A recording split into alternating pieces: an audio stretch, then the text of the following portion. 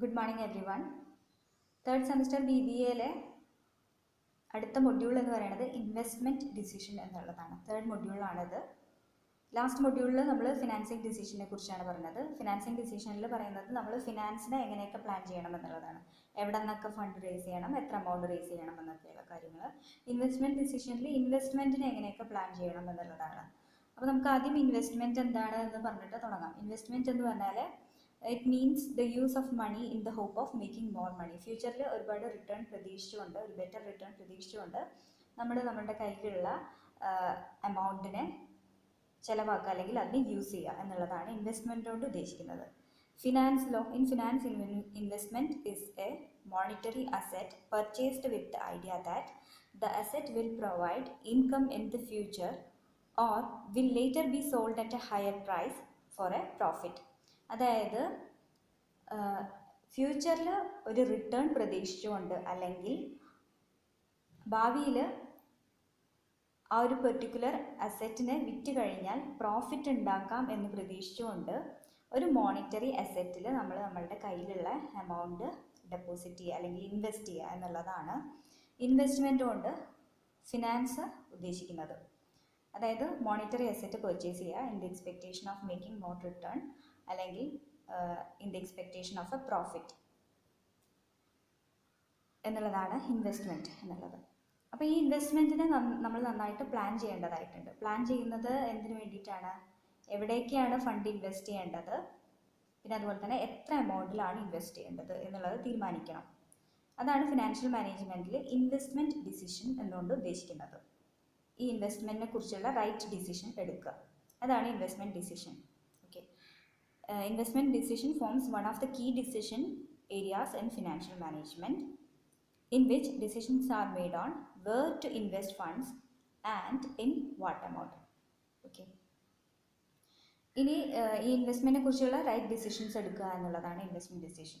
അപ്പോൾ ഈ ഇൻവെസ്റ്റ്മെൻറ്റ് നമുക്ക് രണ്ട് തരത്തിലായിരിക്കാം. ഒന്ന് ലോങ് ടേം നേച്ചറിലുള്ളതായിരിക്കാം, മറ്റൊന്ന് ഷോർട്ട് ടേം നേച്ചറിലുള്ളതായിരിക്കാം. അപ്പോൾ ഇതിനെ കുറിച്ചൊക്കെ റൈറ്റ് ഡിസിഷൻസ് എടുക്കേണ്ടതായിട്ടുണ്ട്. ഈ ലോങ് ടേം ഇൻവെസ്റ്റ്മെൻറ്റിനെ കുറിച്ചും ഡിസിഷൻ എടുക്കണം, അതുപോലെ തന്നെ ഷോർട്ട് ടേം ഇൻവെസ്റ്റ്മെൻറ്റ് ഏതൊക്കെ നടത്തണം എന്നുള്ളതിനെ കുറിച്ചും നമ്മൾ പ്ലാൻ ചെയ്യേണ്ടതായിട്ടുണ്ട്. അപ്പോൾ നമുക്ക് ലോങ് ടേം ഇൻവെസ്റ്റ്മെൻറ്റ് ഡിസിഷൻ എന്ന് പറഞ്ഞാൽ എന്താണ് എന്ന് നോക്കാം. ലോങ് ടേം ഇൻവെസ്റ്റ്മെൻറ്റ് ഡിസിഷനെയാണ് നമ്മൾ ക്യാപിറ്റൽ ബഡ്ജറ്റിംഗ് ഡിസിഷൻസ് എന്നും പറയാറുള്ളത്. അതെന്തുകൊണ്ടാണ് എന്നുള്ളത് ലേറ്റർ പറയാം. ലോങ് ടേം ഇൻവെസ്റ്റ്മെൻറ്റ് ഡിസിഷൻ എന്ന് പറയുന്നത് പേരിൽ പറയുന്ന പോലെ തന്നെ ഒരു ലോങ് ടേം നേച്ചറിലുള്ള ഒരു ഇൻവെസ്റ്റ്മെൻ്റ് ആണ്. അതായത് ഒരു ഫിക്സഡ് അസറ്റ് നമ്മളവിടെ പർച്ചേസ് ചെയ്യണം. ആ ഫിക്സഡ് അസറ്റിൽ നിന്ന് കിട്ടുന്ന റിട്ടേൺ എന്ന് പറയുന്നത് ലോങ് ടേം നേച്ചറിലുള്ളതാണ്. ഒരു വർഷം കഴിഞ്ഞൊക്കെ ആയിരിക്കും അതിൽ നിന്ന് റിട്ടേൺ കിട്ടി തുടങ്ങുന്നത്. ഓക്കെ, പിന്നെ അതുപോലെ തന്നെ ഫിക്സഡ് അസറ്റിലാണ് ഡെപ്പോസിറ്റ് ചെയ്യുന്നത് അല്ലെങ്കിൽ ഇൻവെസ്റ്റ് ചെയ്യുന്നത് എന്നുള്ളതുകൊണ്ട് തന്നെ അതിൽ ഒരു ഹ്യൂജ് ഔട്ട്ലേ വേണ്ടതായിട്ട് വരും. അതായത് ഒരു ഹ്യൂജ് എമൗണ്ട് ഓഫ് ഇൻവെസ്റ്റ്മെൻറ്റ് അവിടെ നടത്തേണ്ടതായിട്ടിരിക്കും. അപ്പോൾ ഈ ഹ്യൂജ് എമൗണ്ട് ഓഫ് ഇൻവെസ്റ്റ്മെൻറ്റിന് നമ്മൾ പറയുന്നത് ക്യാപിറ്റൽ എക്സ്പെൻഡിച്ചർ എന്നാണ്. അല്ലേ, ഒരു ഫേമിനകത്ത് വരുന്ന എക്സ്പെൻഡിച്ചറിനെ ക്യാപിറ്റൽ എക്സ്പെൻഡിച്ചർ എന്നും റവന്യൂ എക്സ്പെൻഡിച്ചർ എന്നും പറയാറുണ്ട്. ക്യാപിറ്റൽ എക്സ്പെൻഡിച്ചർ എന്ന് പറയുന്നത് ഹ്യൂജ് എമൗണ്ട് ഔട്ട്ലേ വരുന്നതിനെയാണ് ക്യാപിറ്റൽ എക്സ്പെൻഡിച്ചർ എന്ന് പറയുന്നത്. അപ്പോൾ ഈ ക്യാപിറ്റൽ എക്സ്പെൻഡിച്ചർ ഉപയോഗിച്ചിട്ടാണ് നമ്മൾ ലോങ് ടേം ഇൻവെസ്റ്റ്മെൻറ്റ് അല്ലെങ്കിൽ ഫിക്സഡ് അസറ്റിലൊക്കെ ഇൻവെസ്റ്റ്മെൻറ്റ് നടത്തുന്നത്. ക്യാപിറ്റൽ ബഡ്ജറ്റിംഗ് എന്ന് പറഞ്ഞാൽ ഈ ക്യാപിറ്റൽ എക്സ്പെൻഡിച്ചറിനെ കുറിച്ചുള്ള റൈറ്റ് ഡിസിഷൻസ് എടുക്കുക എന്നുള്ളതാണ്. ഈ ക്യാപിറ്റൽ എക്സ്പെൻഡിച്ചർ ഏതൊക്കെ അസറ്റിൽ നടത്തണം, അതുപോലെ തന്നെ എത്ര എമൗണ്ട് വെച്ച് നടത്തണം എന്നൊക്കെയുള്ള പ്ലാൻസ് അല്ലെങ്കിൽ ഡിസിഷൻസ് എടുക്കുന്നതാണ് ക്യാപിറ്റൽ ബഡ്ജറ്റിംഗ് എന്ന് പറയുന്നത്. അപ്പോൾ ബോത്ത് ആർ സെയിം. നോക്കൂ, ഇതിനകത്ത് എന്തൊക്കെയാണ് പറഞ്ഞിട്ടുള്ളത്. This type of investment decision makes planning of the expenditure that are of capital nature. Capital nature-ലുള്ള expenditure ആണ്, അതായത് capital expenditure ആണ്. പിന്നെ capital expenditure is incurred in making investment in fixed asset. Fixed asset investment നടത്താൻ വേണ്ടിയിട്ടാണ്. The benefit of such expenditure accrue for more than 1 year. Capital budgeting is a process of making right decision towards capital expenditure. Capital expenditure എങ്ങനെയൊക്കെ നടത്തണം എന്നുള്ളതിനെ റൈറ്റായിട്ട് plan ചെയ്യുക അല്ലെങ്കിൽ അതിൽ right decisions എടുക്കുക എന്നുള്ളതാണ് ക്യാപിറ്റൽ ബഡ്ജറ്റിംഗ് കൊണ്ട് ഉദ്ദേശിക്കുന്നത്. ഇനി ഷോർട്ട് ടേം ഇൻവെസ്റ്റ്മെൻറ്റ് ഡിസിഷൻ എന്താണ് എന്നുള്ളതും കൂടി നോക്കാം. ഈ ഒരു മൊഡ്യൂളിൽ ആക്ച്വലി ഡിസ്കസ് ചെയ്യുന്നത് ക്യാപിറ്റൽ ബഡ്ജറ്റിങ്ങിനെ കുറിച്ച് മാത്രമാണ്. അടുത്ത മൊഡ്യൂളിലാണ് ഷോർട്ട് ടേം ഇൻവെസ്റ്റ്മെൻറ്റ് ഡിസിഷൻ അല്ലെങ്കിൽ വർക്കിംഗ് ക്യാപിറ്റൽ മാനേജ്മെൻറ്റിനെ കുറിച്ച് പറയുന്നുള്ളൂ. പക്ഷേ ഇവിടെ അതിൻ്റെ രണ്ട് ക്ലാസിഫിക്കേഷൻ ജസ്റ്റ് ഒന്ന് പറഞ്ഞു പോകാൻ വേണ്ടിയിട്ട് ഞാൻ പറയണം. ഷോർട്ട് ടേം ഇൻവെസ്റ്റ്മെൻറ്റ് ഡിസിഷൻ അല്ലെങ്കിൽ വർക്കിംഗ് ക്യാപിറ്റൽ മാനേജ്മെൻറ്റ് എന്ന് പറഞ്ഞാൽ ആ പേരിൽ സൂചിപ്പിക്കുന്ന പോലെ തന്നെ വർക്കിംഗ് ക്യാപിറ്റലിനെ മാനേജ് ചെയ്യുക എന്നുള്ളതാണ്. വർക്കിംഗ് ക്യാപിറ്റൽ എന്ന് പറഞ്ഞാൽ എന്താണ്? വർക്കിംഗ് ക്യാപിറ്റൽ നമ്മൾ ഉപയോഗിക്കുന്നത് ഡേ ടു ഡേ ഓപ്പറേഷൻസ് നടത്താൻ വേണ്ടിയിട്ടാണ്. ഡേ ടു ഡേ ഓപ്പറേഷൻസ് നടത്താൻ വേണ്ടിയിട്ട് നമുക്ക് കറണ്ട് അസറ്റ്സിൽ ഇൻവെസ്റ്റ് ചെയ്യേണ്ടതായിട്ടുണ്ട്. അപ്പോൾ ആ കറണ്ട് അസറ്റിൽ ഇൻവെസ്റ്റ്മെൻറ്റ് നടത്തുമ്പോൾ എന്തൊക്കെ ശ്രദ്ധിക്കണം, എങ്ങനെയൊക്കെ പ്ലാൻ ചെയ്യണം എന്നുള്ളതാണ് വർക്കിംഗ് ക്യാപിറ്റൽ മാനേജ്മെൻറ്റിൽ നമ്മൾ ഡിസൈഡ് ചെയ്യുന്നത്. അപ്പോൾ ഇതിന് ഉപയോഗിക്കുന്ന എക്സ്പെൻഡിച്ചർ എന്ന് പറയുന്നത് നമുക്കറിയാം റവന്യൂ നേച്ചറിലുള്ള എക്സ്പെൻഡിച്ചറാണ്. പിന്നെ അതിൽ നിന്ന് കിട്ടുന്ന റിട്ടേൺ എന്ന് പറയുന്നത് ഷോർട്ട് സ്പാനിലുള്ളതാണ്. ഇനി വർക്കിംഗ് ക്യാപിറ്റലിന് ഒരു ഡെഫിനേഷൻ ഇവിടെ കൊടുത്തിട്ടുണ്ട്. According to Shubin, working capital is the amount of funds necessary to cover the cost of operating the enterprise. Working capital എന്ന് പറയുന്നത് ഒരു ഫേം ഓപ്പറേറ്റ് ചെയ്ത് കൊണ്ടുപോകാൻ വേണ്ടിയിട്ട് വേണ്ടി വരുന്ന എമൗണ്ടിനെയാണ് വർക്കിംഗ് ക്യാപിറ്റൽ എന്ന് പറയുന്നത്. കറണ്ട് അസറ്റിലാണ് അവിടെ ഇൻവെസ്റ്റ് ചെയ്യുന്നത്, ഷോർട്ട് സ്പാനിലാണ് അതിൻ്റെ റിട്ടേൺ എന്ന് പറയുന്നത്. ഇത്രയും കാര്യങ്ങളൊക്കെയാണ് ഷോർട്ട് ടേം ഇൻവെസ്റ്റ്മെൻറ്റ് ഡിസിഷൻ അല്ലെങ്കിൽ വർക്കിംഗ് ക്യാപിറ്റൽ മാനേജ്മെൻറ്റിനെ കുറിച്ച് പറയാനുള്ളത്. ഇനി നമുക്ക് ക്യാപിറ്റൽ ബഡ്ജറ്റിങ്ങിലേക്ക് തന്നെ പോകാം, കാരണം അതാണ് ഈ മൊഡ്യൂളിൽ പറയുന്നത്. ക്യാപിറ്റൽ ബഡ്ജറ്റിംഗ് എന്താണ് എന്നുള്ളതൊക്കെ നമ്മൾ നേരത്തെ പറഞ്ഞു. ലോങ് ടേം നേച്ചറിലുള്ള ഇൻവെസ്റ്റ്മെൻ്റ് ആണ്, ഹ്യൂജ് ഔട്ട്ലേ വേണം, പിന്നെ അതുപോലെ തന്നെ ഫിക്സഡ് അസറ്റിലാണ് ഇൻവെസ്റ്റ് ചെയ്യുന്നത് എന്നൊക്കെയുള്ളതാണ്.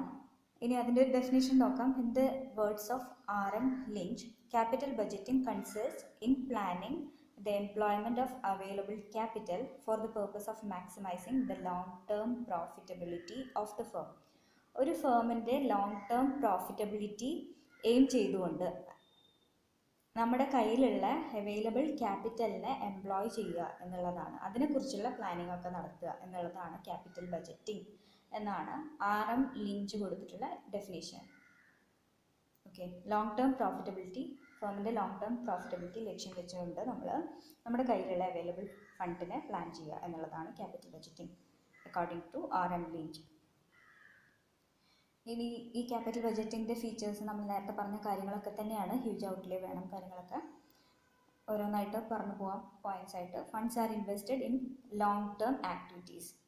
ലോങ് ടേം ഡ്യൂറേഷനിലുള്ള ആക്ടിവിറ്റീസിലാണ് നമ്മൾ ഫണ്ട് ഇൻവെസ്റ്റ് ചെയ്യുന്നത്. ഇപ്പോൾ ഫിക്സഡ് അസറ്റിൽ ഇൻവെസ്റ്റ് ചെയ്തു എന്ന് പറഞ്ഞാൽ, അതായത് ബിൽഡിങ്ങിൽ അല്ലെങ്കിൽ ലാൻഡ് പർച്ചേസ് ചെയ്യാനൊക്കെ, അല്ലെങ്കിൽ നമുക്ക് റിസർച്ചിൽ ഇൻവെസ്റ്റ് ചെയ്യാം നമ്മുടെ എമൗണ്ട്, അല്ലെങ്കിൽ അഡ്വർടൈസ്മെൻറ്റിൽ ഇൻവെസ്റ്റ് ചെയ്യാം. ഇതൊക്കെ നമ്മൾ ഇൻവെസ്റ്റ് ചെയ്യുന്ന എമൗണ്ടാണ്. അതിൻ്റെ റിട്ടേൺ എന്ന് പറയുന്നത് ലോങ് ടേം നേച്ചറിൽ നമുക്ക് കിട്ടിക്കൊണ്ടിരിക്കുന്ന ഒരു റിട്ടേൺ ആയിരിക്കും ഇതിൽ നിന്നൊക്കെ കിട്ടുന്ന റിട്ടേൺ എന്ന് പറയുന്നത്. അപ്പോൾ ഒരു ലോങ് ടേം ആക്ടിവിറ്റിയിലാണ് നമ്മളിവിടെ ഫണ്ട് ഇൻവെസ്റ്റ് ചെയ്യുന്നത്. ഓക്കെ, പിന്നെ it involves large outlays, huge amount of investment വേണ്ടി വരും. പിന്നെ current funds are exchanged for future benefits. Currently നമ്മുടെ കയ്യിലുള്ള ഫണ്ട് ആണ് നമ്മൾ ഇൻവെസ്റ്റ് ചെയ്യുന്നത്, പക്ഷേ അതിൽ നിന്ന് കിട്ടുന്ന റിട്ടേൺ എന്ന് പറയുന്നത് ഫ്യൂച്ചറിലായിരിക്കും. അപ്പോൾ കറണ്ട് ഫണ്ട് നമ്മൾ എക്സ്ചേഞ്ച് ചെയ്യുന്നത് ഫ്യൂച്ചർ റിട്ടേണുമായിട്ടാണ്. Okay, the benefits are expected over a number of years in future. ഫ്യൂച്ചറിലാണ് നമ്മൾ റിട്ടേൺ എക്സ്പെക്റ്റ് ചെയ്യുന്നത്. It involves high degree of risk. High degree of risk involve ആണ് എന്ന് പറയുന്നത് എന്തുകൊണ്ടാണ്? ഫ്യൂച്ചറിലാണ് അതിലെ റിട്ടേൺ നമ്മൾ എക്സ്പെക്റ്റ് ചെയ്യുന്നത്. Future is always uncertain. അപ്പോൾ അവിടെ ഒരുപാട് റിസ്ക്കും ഇൻവോൾവ് ആണ്. ഓക്കെ, പിന്നെ അടുത്തത് capital budgeting decision is irreversible.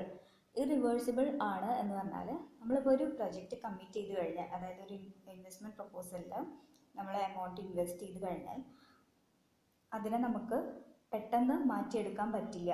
അതായത് ക്യാപിറ്റൽ ഡിസിഷൻ എടുത്തു കഴിഞ്ഞാൽ, ക്യാപിറ്റൽ ബഡ്ജറ്റിംഗ് ഡിസിഷൻ എടുത്തു കഴിഞ്ഞാൽ അതിനെ പെട്ടെന്ന് അബാൻഡൺ ചെയ്യാൻ പറ്റില്ല, കാരണം ഹ്യൂജ് ലോസ് അവിടെ ഉണ്ടാവും. അതാണ് അത് ഇറിവേഴ്സിബിൾ ആണ് എന്ന് പറയാനുള്ള കാരണം. പിന്നെ അടുത്തത് എന്താണ് പറയുന്നത്? ജസ്റ്റേഷൻ പീരിയഡ് ഇസ് ലോങ് എന്നാണ്. ജസ്റ്റേഷൻ പീരിയഡ് എന്ന് പറയുന്നത് നമ്മളിപ്പോൾ ഒരു ഫണ്ട് ഇൻവെസ്റ്റ് ചെയ്തു, പിന്നെ അതിൽ നിന്ന് കിട്ടുന്ന റിട്ടേൺ, ഇതിന് തമ്മിൽ ഇടയിലുള്ള ഒരു ഗ്യാപ്പിനെയാണ് ജസ്റ്റേഷൻ പീരിയഡ് എന്ന് പറയുന്നത്. ഇത് വളരെ കൂടുതലായിരിക്കും ക്യാപിറ്റൽ ബഡ്ജറ്റിങ്ങിനെ സംബന്ധിച്ചിടത്തോളം, ഇത് ഒരുപാട് കൂടുതലായിരിക്കും. അതാണ് ജസ്റ്റേഷൻ പീരിയഡ് ഇസ് ലോങ് എന്ന് പറയുന്നത്. പിന്നെ അടുത്ത ഫീച്ചർ എന്താണ്? It affects the firm's profitability and growth. ഒരു ഫേമിൻ്റെ പ്രോഫിറ്റബിലിറ്റിയും അതുപോലെ തന്നെ ഗ്രോത്തിനെയും എഫക്റ്റ് ചെയ്യുന്നുണ്ട്. ലോങ് ടേം പ്രോഫിറ്റബിലിറ്റി എൻഷുർ ചെയ്യുന്ന ഒന്നാണ് ക്യാപിറ്റൽ ബഡ്ജറ്റിംഗ് ഡിസിഷൻ എന്ന് പറയുന്നത്. ലോങ് ടേം ആയിട്ടുള്ള നമുക്ക് റിട്ടേൺ എങ്ങനെയൊക്കെ കിട്ടണം എന്നുള്ളതിനെയൊക്കെ നമ്മൾ പ്ലാൻ ചെയ്യുന്നതാണ് ക്യാപിറ്റൽ ബഡ്ജറ്റിംഗ് ഡിസിഷനിലൂടെ. അപ്പോൾ ലോങ് ടേം പ്രോഫിറ്റബിലിറ്റിനെയും ഗ്രോത്തിനെയും എഫക്റ്റ് ചെയ്യുന്നുണ്ട്.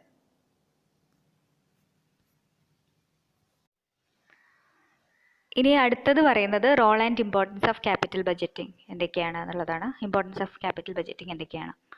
ആദ്യത്തെ പറയുന്നത് ഹ്യൂജ് ഇൻവെസ്റ്റ്മെൻറ്റ്. ഒരു ഹ്യൂജ് ഇൻവെസ്റ്റ്മെൻറ്റ് വേണ്ട ഒരു കാര്യമാണ്. അപ്പോൾ അവിടെ കെയർഫുള്ളായിട്ട് ആ ഒരു ഇൻവെസ്റ്റ്മെൻറ്റിനെ പ്ലാൻ ചെയ്യേണ്ടതായിട്ടുണ്ട്. അപ്പോൾ കെയർഫുൾ പ്ലാനിങ് അവിടെ ആവശ്യമാണ്. Huge investment requires A careful planning. പിന്നെ ലോങ് ടേം ഇംപ്ലിക്കേഷൻ ഉള്ളൊരു ഫണ്ടാണ്. അതായത് ഫ്യൂച്ചറിലാണ് നമ്മൾ ആ ഒരു റിട്ടേൺ എക്സ്പെക്റ്റ് ചെയ്യുന്നത്. ഫ്യൂച്ചറിൽ ആ ഫേമിന് പ്രോഫിറ്റബിലിറ്റി ഉണ്ടാകും എന്നൊക്കെയുള്ളത് നമ്മൾ എക്സ്പെക്റ്റ് ചെയ്യാണ്. അപ്പോൾ ആ ഫ്യൂച്ചർ എപ്പോഴും അൺസർട്ടൈൻ ആണ്. അതുകൊണ്ട് തന്നെ അതിനെ എഫക്റ്റീവായിട്ട് പ്ലാൻ ചെയ്യണം. ആ ഒരു ഇൻവെസ്റ്റ്മെൻറ്റിനെ എഫക്റ്റീവായിട്ട് പ്ലാൻ ചെയ്യണം. പിന്നെ ഇറിവേഴ്സിബിൾ ഡിസിഷനാണ്. ഇറിവേഴ്സിബിൾ ഡിസിഷൻ എന്ന് പറഞ്ഞാൽ ഒരു തവണ എടുത്തു കഴിഞ്ഞാൽ പിന്നെ അതിനെ പെട്ടെന്ന് മാറ്റാൻ നമുക്ക് പറ്റില്ല. Capital decisions once made cannot be revised easily. പെട്ടെന്ന് തന്നെ എളുപ്പത്തിൽ അതിനെ മാറ്റാൻ പറ്റില്ല. ഒരുപാട് ഇൻവെസ്റ്റ്മെൻറ്റ് വേണ്ട ഒരു കാര്യമാണ്.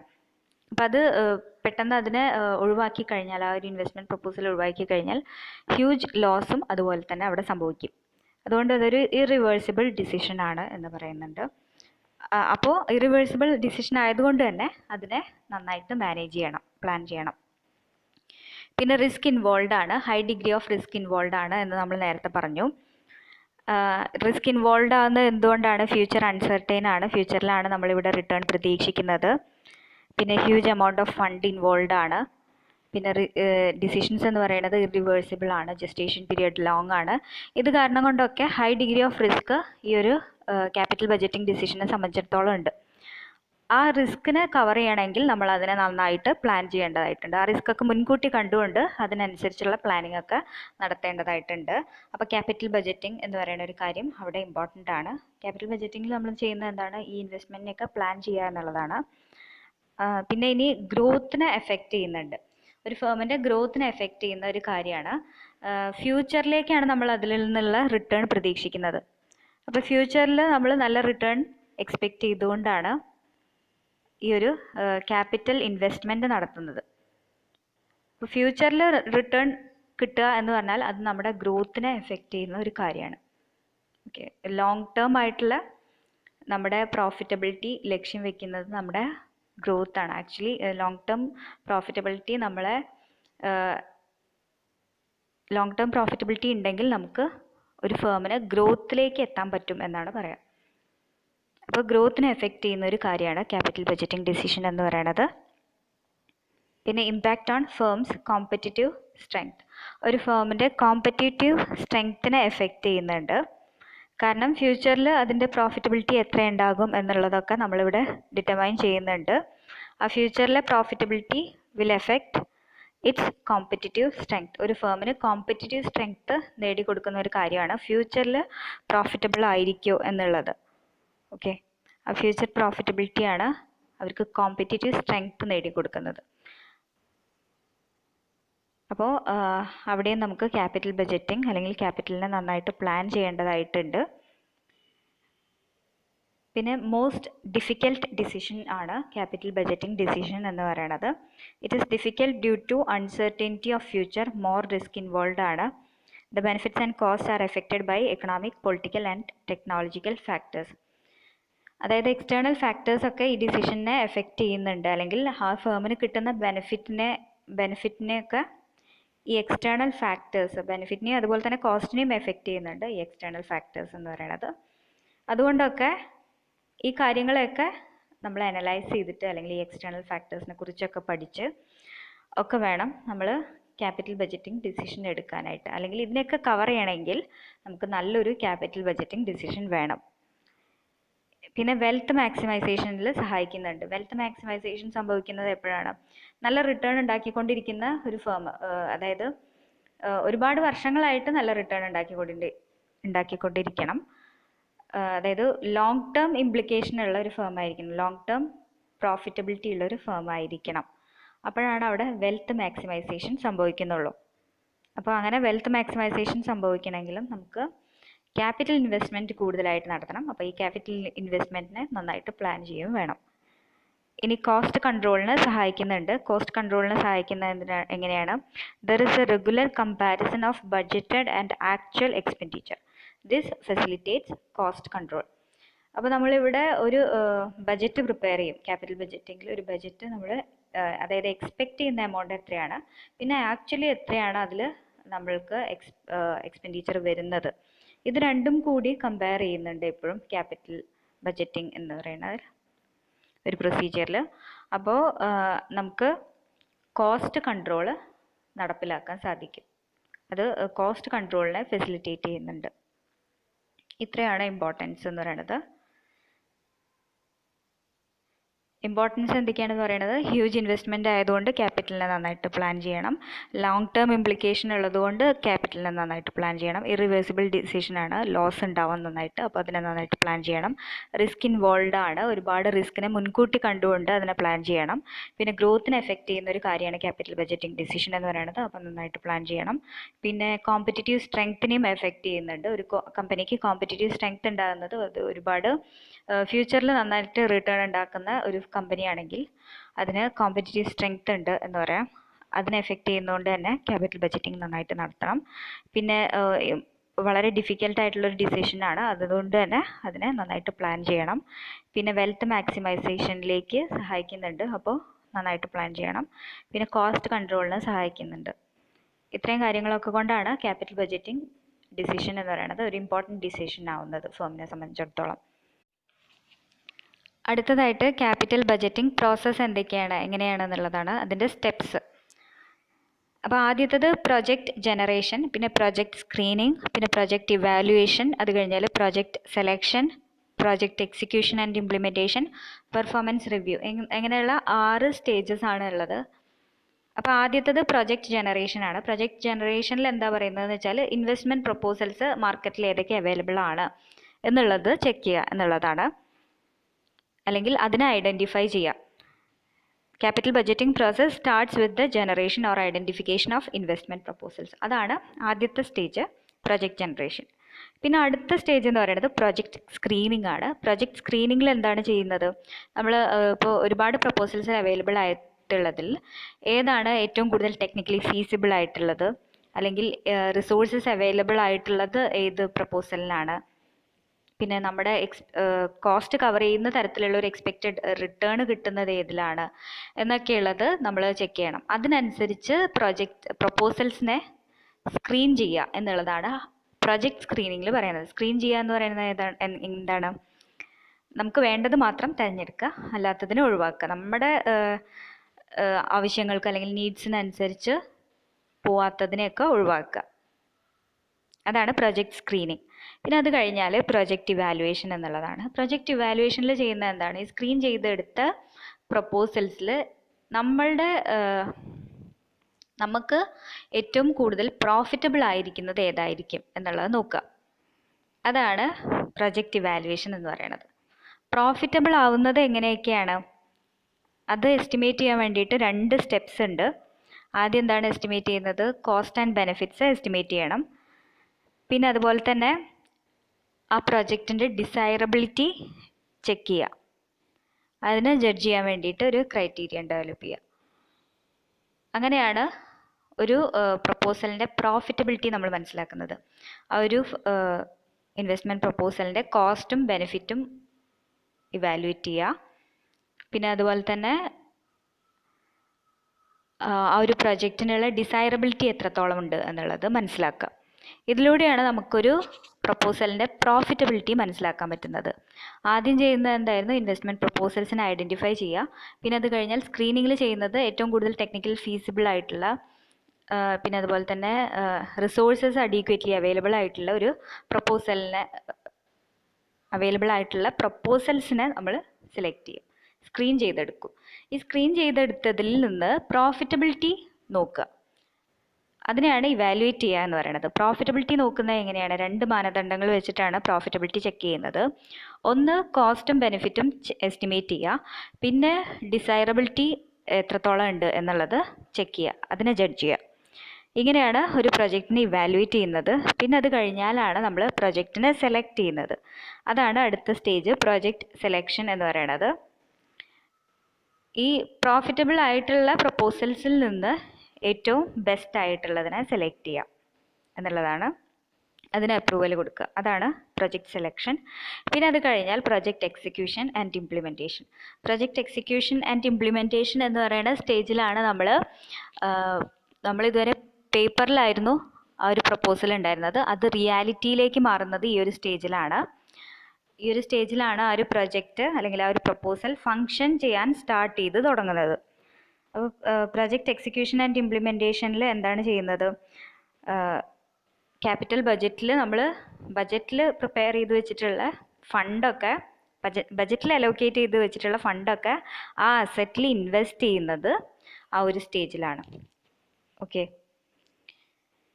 അങ്ങനെയാണ് ആ ഒരു പ്രൊജക്റ്റ് ഇംപ്ലിമെൻ്റ് ചെയ്യുന്നത് അല്ലെങ്കിൽ ഫങ്ഷനിങ് സ്റ്റാർട്ട് ചെയ്ത് തുടങ്ങുന്നത്. അതാണ് 5th സ്റ്റേജ് എന്ന് പറയുന്നത്. ഇനി അത് കഴിഞ്ഞാലാണ് 6th സ്റ്റേജ് ആയിട്ടുള്ള പെർഫോമൻസ് റിവ്യൂ എന്ന് പറയുന്നത് സ്റ്റേജ്. ആ പെർഫോമൻസ് റിവ്യൂവിൽ നമ്മൾ പീരിയോഡിക്കലി ഒരു റിവ്യൂ നടത്തണം. പീരിയോഡിക്കലി റിവ്യൂ എന്തിനു വേണ്ടിയിട്ടാണ് നടത്തുന്നത്? ബഡ്ജറ്റിൽ നമ്മൾ എസ്റ്റിമേറ്റ് ചെയ്ത് വെച്ചിരുന്നതും ആക്ച്വൽ പെർഫോമൻസും തമ്മിൽ കമ്പയർ ചെയ്യാൻ വേണ്ടിയിട്ടാണ് ഈ ഒരു റിവ്യൂ നടത്തുന്നത്. ഓക്കെ, അതാണ് ലാസ്റ്റ് സ്റ്റേജ് എന്ന് പറയുന്നത്. അപ്പോൾ ഈ 6 സ്റ്റേജസിലൂടെയാണ് ക്യാപിറ്റൽ ബജറ്റിങ്ങിൻ്റെ പ്രോസസ്സ് നടക്കുന്നത്. ആദ്യം ഇൻവെസ്റ്റ്മെൻറ്റ് പ്രപ്പോസൽസ് ഐഡൻറ്റിഫൈ ചെയ്യുക, അത് കഴിഞ്ഞാൽ അതിനെ സ്ക്രീൻ ചെയ്യുക, ടെക്നിക്കൽ ഫീസിബിലിറ്റി ഒക്കെ നോക്കിയിട്ട് സ്ക്രീൻ ചെയ്യുക, എന്നിട്ട് പ്രോഫിറ്റബിലിറ്റി വെച്ചിട്ട് അതിനെ ഇവാലുവേറ്റ് ചെയ്യുക, പിന്നെ സെലക്ട് ചെയ്യുക, ഒരു ബെസ്റ്റ് പ്രപ്പോസൽ സെലക്ട് ചെയ്യുക. അത് കഴിഞ്ഞാൽ അതിനെ പ്രൊജക്റ്റ് എക്സിക്യൂഷൻ ആൻഡ് ഇംപ്ലിമെൻറ്റേഷൻ, അതിൽ ആ ഒരു പ്രൊജക്റ്റിനെ ഇംപ്ലിമെൻറ്റ് ചെയ്ത് തുടങ്ങുക, ഫങ്ഷൻ സ്റ്റാർട്ട് ചെയ്ത് തുടങ്ങുക. പിന്നെ ലാസ്റ്റ് എന്ന് പറയുന്നത് പെർഫോമൻസ് റിവ്യൂ ആണ്. അതായത് പീരിയോഡിക്കൽ റിവ്യൂസ് കണ്ടക്ട് ചെയ്യുക. പീരിയോഡിക്കൽ റിവ്യൂസ് കണ്ടക്ട് ചെയ്യുന്നത് ആക്ച്വൽ പെർഫോമൻസും ബഡ്ജറ്റ് എസ്റ്റിമേറ്റ്സും തമ്മിൽ കമ്പയർ ചെയ്തിട്ടാണ്. അപ്പോൾ ഇത്രയാണ് പ്രോസസ്സ്.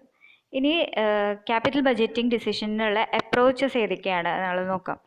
അപ്രോച്ചസിൽ ആദ്യത്തത് ഡിസാസ്റ്റർ അപ്രോച്ചാണ്. ഡിസാസ്റ്റർ അപ്രോച്ചിൽ എന്താണ് പറയുന്നത്?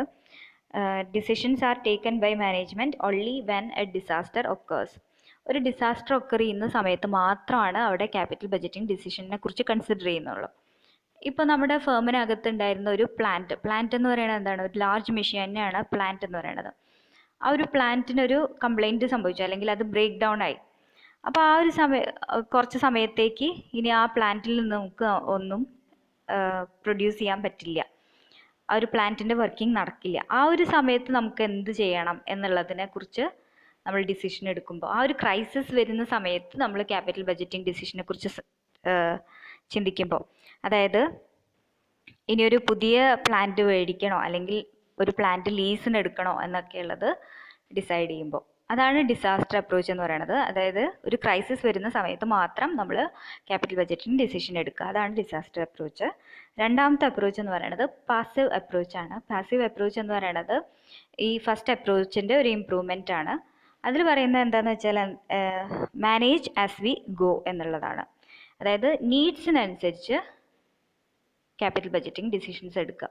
നമ്മളിപ്പോൾ ഫേം മുന്നോട്ട് പോകുന്നതിനനുസരിച്ച് എന്തെങ്കിലും ആവശ്യം വരുന്നുണ്ടെങ്കിൽ അതിനനുസരിച്ചുള്ള ക്യാപിറ്റൽ ബജറ്റിംഗ് ഡിസിഷൻ എടുക്കുക. ഇപ്പോൾ നമ്മുടെ പ്ലാന്റിൽ നിന്ന് 5000 യൂണിറ്റ്സ് ആണ് പെർ ഡേ ഔട്ട്പുട്ട് ഉള്ളത്. നമുക്ക് മാർക്കറ്റിലെ ഡിമാൻഡിനനുസരിച്ച് ഒരു 1000 യൂണിറ്റ്സും കൂടി എക്സ്ട്രാ വേണം.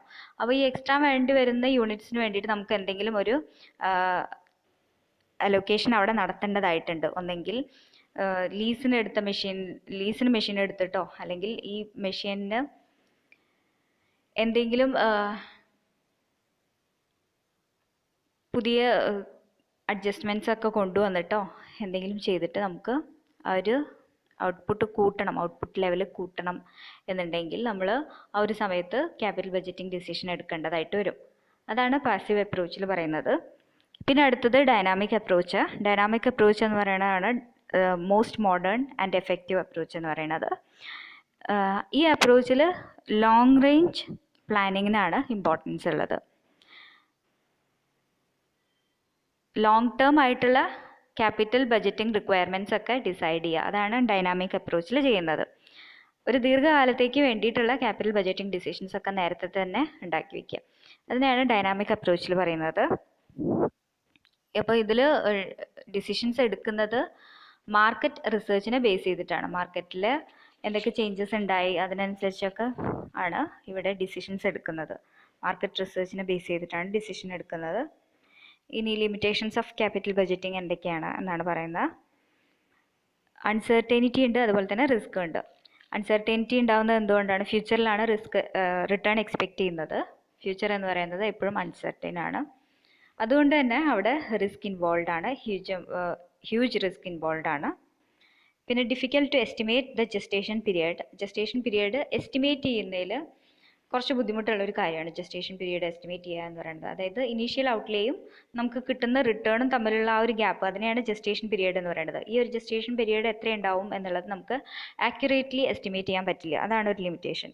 പിന്നെ difficult to estimate the rate of return. നമുക്ക് കിട്ടാൻ പോകുന്ന എക്സ്പെക്റ്റഡ് റിട്ടേണിൻ്റെ റേറ്റ് എസ്റ്റിമേറ്റ് ചെയ്യുക എന്ന് പറയുന്നത് ഒരു ഡിഫിക്കൽട്ട് ടാസ്ക്കാണ്. അതാണ് ഒരു ലിമിറ്റേഷൻ. പിന്നെ difficult to estimate the cost of capital. Cost of capital estimate ചെയ്യുക എന്ന് പറയുന്നതും ഒരു ഡിഫിക്കൽട്ട് ടാസ്ക്കാണ്. അപ്പോൾ ഇത്രയാണ് ഇതിൻ്റെ ലിമിറ്റേഷൻസ് എന്ന് പറയുന്നത്. അപ്പോൾ ഇത്രയും കാര്യങ്ങളാണ് ബേസിക്കായിട്ട് ക്യാപിറ്റൽ ബജറ്റിങ്ങിനെ കുറിച്ച് പഠിക്കാനുള്ളത്. ഇനി ഇതിന് ഡിഫറെൻറ്റ് ടെക്നിക്സിനെ കുറിച്ചായിരിക്കും അടുത്ത ക്ലാസ്സസിലൊക്കെ പറയുന്നത്. അപ്പോൾ ഇത്രയും മനസ്സിലായിട്ടുണ്ടെന്ന് കരുതുന്നു. Thank you every one.